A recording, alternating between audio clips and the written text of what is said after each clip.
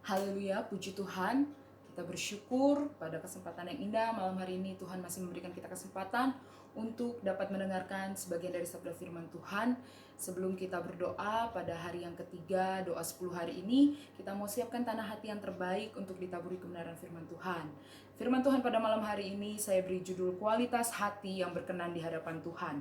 Kita baca ayatnya di dalam 2 Samuel 6, ayat yang ke-6 dan ke-7, lalu lompat ke ayat yang ke-11. Saya bacakan 2 Samuel 6 ayat 6 dan 7. Ketika mereka sampai ke tempat pengirikan Nahon, maka Usa mengulurkan tangannya kepada tabut Allah itu, lalu memegangnya karena lembu-lembu itu tergelincir.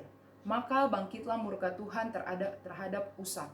Lalu Allah membunuh dia di sana karena keteledorannya itu, ia mati di sana dekat tabut Allah itu.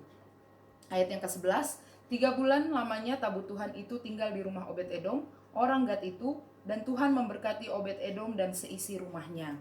Kita melihat dalam satu perikop ini ada perbedaan yang sangat kontras antara di ayat yang 6 dan 7 tadi, ketika Usa membawa tabut Allah, dan ketika tabut Allah itu berada di rumah Obed-Edom. Ketika Usa memegang tabut Allah itu, karena dikatakan keteledorannya, tabut Allah ini hampir jatuh dan Usa mengulurkan tangannya untuk menangkap. Tapi kenapa Tuhan malah membunuh Usa? Tapi sebaliknya terjadi di rumah Obed-Edom. Ketika tabut Allah itu dibawa ke rumah Obed-Edom, maka Obed-Edom dan seisi rumahnya diberkati Tuhan. Kita akan melihat perbedaan apa yang menyebabkan kedua tokoh ini mengalami hal yang berbeda. Kalau kita mundur di 1 Samuel, ada kisah mengenai ketika tabut Tuhan ini ada di rumah Imam Eli di 1 Samuel pasalnya yang ketiga. Kalau saudara baca di ayatnya yang ketiga, ketika Samuel sedang tidur, lalu ia mendengar suara Samuel. Samuel saat itu sedang tidur di bait Allah di dekat tabut Tuhan itu. Artinya tabut Tuhan itu ada di rumah Imam Eli dengan kedua anaknya, Hofni dan Pinehas. Tapi kalau kita baca seterusnya, Imam Eli dan kedua anaknya ini dihukum Tuhan sehingga mereka mati. Sampai tabut Tuhan itu dirampas oleh bangsa Filistin. Kenapa? Karena mereka tidak menghormati kehadiran tabut Allah ini. Mereka tidak menghormati. Tabut Allah adalah lambang kehadiran Tuhan. Dan mereka tidak menghormati kehadiran Tuhan itu dalam kehidupan mereka. Sehingga Tuhan marah dan menghukum mereka. Sehingga tabut Tuhan itu singkat cerita diambil oleh bangsa Filistin, dibawa ke Dagon, lalu dibawa ke Asdod, dibawa ke Gad, dibawa ke Ekron. Tapi di sana pun semua tempat tadi, tabut Allah itu membuat orang-orang Filistin mengalami wabah, yaitu borok. Karena apa? Karena mereka tidak tahu mengenai kekudusan tabut Allah ini. Mereka tidak tahu cara menghormati tabut Allah ini. Mereka tidak tahu cara menghormati kehadiran Allah di tengah-tengah mereka, sehingga mereka mengalami suatu hal yang membuat mereka tersiksa, yaitu wabah. Dan ketika itu mereka meminta petunjuk dari imam kafir dan para petenung di Filistin. Akhirnya mereka mulai menyadari bahwa mereka harus menghormati dengan cara yang benar, sehingga mereka akan mengembalikan tabut Tuhan itu ke bangsa Israel. Tapi ketika ingin dikembalikan, mereka mempersiapkan kereta yang baru dan peti berisi tikus-tikus emas. Artinya mereka tidak dengan tangan hampa mengembalikan tabut Tuhan ini, karena mereka tahu ketika mereka tidak menghormati tabut Tuhan ini akan terjadi mara bahaya di negeri mereka, sehingga mereka melakukan hal ini. Mereka yang bangsa yang tidak mengenal Tuhan saja belajar untuk menghormati arti dari kehadiran Tuhan, sehingga ketika tabut Tuhan ini dibawa ke Bet-Shemesh, begitupun orang di Bet-Shemesh mereka tidak mengerti kekudusan akan tabut Allah ini, sehingga mereka melihat ke dalam tabut Allah. Dan ketika mereka melihat, 70 orang mati saat itu juga, karena mereka tidak mengerti akan cara menghormati kehadiran Tuhan di tengah-tengah mereka. Akhirnya singkat cerita, tabut Tuhan itu dibawa lagi ke rumah Abinadab dan berada di sana 20 tahun. Nah, kenapa Usa? Kita kembali ke kisah Usa. Kenapa Usa dihukum Tuhan begitu mendadak hingga tiba-tiba dia langsung mati seketika itu juga? Kenapa? Karena Usa menggunakan cara yang digunakan oleh orang Filistin, orang yang tidak mengenal Allah, yaitu dengan membawa tabut Tuhan itu dengan kereta yang walaupun mungkin dipikir kan dibawa dengan kereta baru, tapi itu bukan cara yang berkenan di hadapan Tuhan. Itu adalah cara yang digunakan bangsa Filistin. Tuhan mengizinkan bangsa Filistin membawa seperti itu bukan berarti Tuhan berkenan, tapi Tuhan hanya mengizinkan karena mereka memang bukan bangsa yang mengenal Tuhan. Berbeda dengan rombongan Usa ini. Mereka adalah orang-orang yang tahu, apalagi ketika Usa membawa tabut Allah ini, tabut Tuhan ini, tabut Tuhan ini kan sudah ada di rumah Abinadab selama 20 tahun. Nah, 20 tahun di rumah Abinadab itu adalah Abinadab adalah seorang Lewi yang seharusnya dia mengetahui secara proses bagaimana membawa tabut Allah ini dari rumahnya itu. Seharusnya dengan ditaruh di pundak imam-imam. Harus menghormati tabut Allah ini dengan ditaruh dipikul di pundak imam-imam, bukan dengan gerobak lembu seperti cara yang digunakan oleh orang-orang Filistin. Nah, inilah kesalahan yang dilakukan Usa. Usa menyepelekan hal yang mungkin dianggap remeh, karena kan yang penting dibawanya dengan kereta yang baru. Mereka tidak menghormati dengan melakukan hal yang tidak baik, bukan. Tapi Tuhan tidak mau ketika kita menganggap kehadiran Tuhan itu sebagai hal yang biasa, sebagai hal yang ya sudahlah, biasa-biasa saja.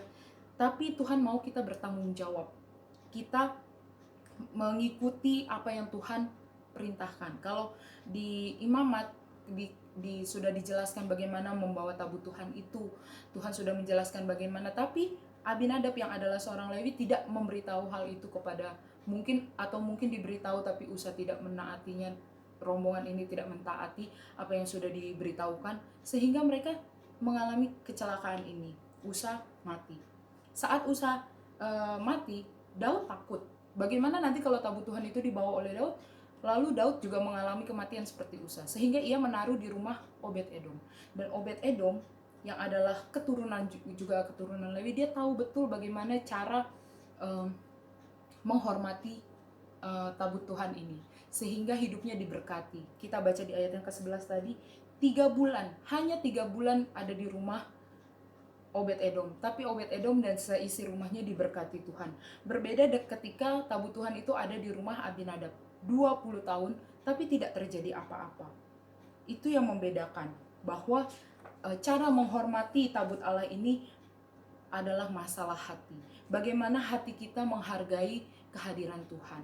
Mungkin saat ini saudara, kita tidak beribadah di gereja seperti biasanya, tapi bagaimana kita menghormati kehadiran Tuhan itu saat kita beribadah di rumah? Apakah karena kan nanti bisa setel YouTube-nya lewat-lewat waktu, nggak masalah, kita yang penting ibadah? Atau kita taat, kita mengikuti setiap kegiatan ibadah dengan taat, sesuai waktu yang sudah ditentukan, dengan menggunakan pakaian yang baik, dengan menggunakan bersikap yang baik? Atau saat ibadah, di rumah ini sambil beberes aja atau sambil melakukan hal-hal lain? Kita secara tidak sadar kita sedang tidak menghormati kehadiran Tuhan itu melalui ibadah yang kita lakukan. Saat ini firman Tuhan mengingatkan kita untuk menghormati kehadiran Tuhan itu baik saat kita beribadah, bahkan dalam seluruh kehidupan kita. Tuhan adalah Tuhan yang maha hadir, Tuhan adalah omnipresent, Tuhan yang maha hadir. Dan oleh sebab itu dalam setiap langkah kehidupan kita ada Tuhan yang ada dalam kehidupan kita. Kalau di dalam 1 Kolose 1 ayat yang ke-25, Tuhan berkata, Kristus di tengah-tengah kamu. Artinya ketika hidup kita ini adalah milik Kristus, Kristus itu ada di tengah-tengah kita. Lalu sekarang ketika Kristus ada di tengah kita, bagaimana kita menghormati kehadiran Tuhan itu dalam kehidupan kita? Kalau di asrama saya di sekolah Alkitab itu ada 30 orang, satu kamar. Ketika lampu sudah dimatikan, kita mau tidur, pasti ada saja yang berceloteh. Dan salah satu teman saya berceloteh berkata, teman-teman, tidur pun kita harus dalam hadirat Tuhan ya. Mungkin itu celotehan yang biasa, tapi sebenarnya bahwa ketika kita tidur, ketika kita bangun, ketika kita duduk, kita berdiri, kita berjalan, melakukan aktivitas kita, Tuhan ada, Tuhan hadir dalam kehidupan kita. Bagaimana kita menjaga sikap kita untuk menghormati kehadiran Tuhan itu. Jangan sampai kita mengabaikan kehadiran Tuhan itu dengan bersikap seolah-olah biasa saja. Karena kita sudah sekian lama ibadah begini, nggak apa-apa kok, udah biasa aja.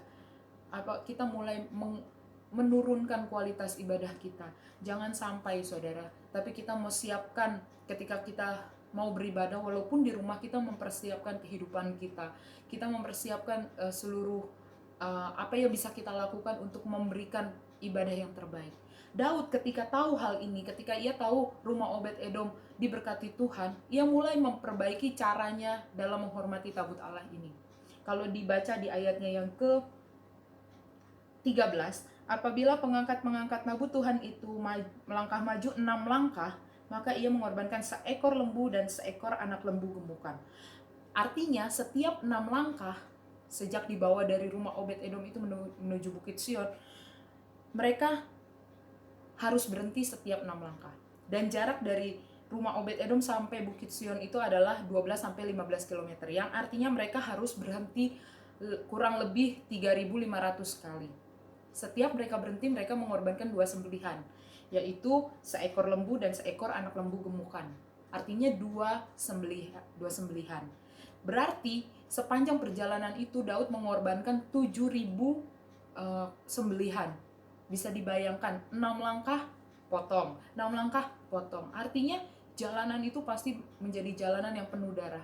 Sebegitu Daud menghargai tabut Tuhan ini. Ketika ia tahu bahwa ada berkat dalam penghormatannya dengan kehadiran Allah, ia melakukan hal tersebut. Ia mau mengorbankan, ada sesuatu yang dia korbankan untuk Tuhan. Dan Tuhan berkata, persembahkanlah tubuhmu sebagai persembahan yang hidup. Jadi saudara, Tuhan gak minta macam-macam. Tuhan minta persembahkanlah tubuhmu sebagai persembahan yang hidup. Artinya kita persembahkanlah kehidupan kita ketika kita beribadah. Beribadahlah dengan sungguh-sungguh. Persiapkan kehidupan kita. Jangan kita mulai asal-asalan dalam beribadah. Atau ketika kita beribadah kita sambil chatting, sambil melakukan hal-hal lain, sehingga kita tidak mengalami kehadiran Tuhan itu secara pribadi. Tapi kita mau khususkan fokus kita kepada Tuhan, sehingga ibadah kita meskipun hanya di rumah, tapi ibadah kita itu adalah ibadah yang berkenan di hadapan Tuhan. Sehingga ketika ibadah kita menjadi ibadah yang berkenan di hadapan Tuhan, kita akan seperti Obed-Edom yang mengalami berkat Tuhan itu. Bukan hanya Obed-Edom, tapi seisi rumahnya. Seisi rumah kita akan diberkati Tuhan. Dan setiap orang yang berkenan di hadapan Tuhan pasti mengalami pembelaan Tuhan. Ketika Daud mengetahui untuk menghormati, bagaimana cara untuk menghormati tabut Tuhan ini, ada lagu sekolah minggu berkata, waktu Daud melompat-lompat, tabut Allah sudah datang. Dia melompat-lompat, menari-nari. Bahkan Mikal berkata, Daud yang adalah seorang raja ini menelanjangi dirinya. Tapi Tuhan tidak membiarkan Daud direndahkan orang lain. Mikal akhirnya menjadi orang yang tidak melahirkan, artinya mandul. Itulah pembelaan Tuhan terhadap Daud karena dia menghormati Tuhan. Ketika orang lain yang merendahkan Daud, Tuhan membela Daud. Orang yang berkenan di hadapan Tuhan, yang menghormati Tuhan akan mengalami pembelaan Tuhan. Jika saudara ingin mengalami pembelaan Tuhan dalam kehidupan saudara, mulailah kita belajar untuk menghormati kehadiran Tuhan itu saat kita beribadah, baik di gereja, baik di rumah, ataupun ketika kita melakukan kegiatan kita sehari-hari. Mau bangun tidur, mau tidur, ketika bekerja, kita sadar bahwa hidup kita ini di tengah-tengah kita ada Kristus, bahwa kehadiran Allah itu selalu ada dalam kehidupan kita, sehingga kita menjaga sikap kita menjaga kehidupan kita untuk tetap berkenan di hadapan Tuhan. Kita persembahkan kehidupan kita, persembahan yang terbaik, sehingga Tuhan memberkati kehidupan kita. Puji Tuhan, firman Tuhan tidak saya panjangkan, kiranya memberkati kita semua, dan firman Tuhan ini menguatkan iman kita untuk selalu menghormati kehadiran Allah. Haleluya.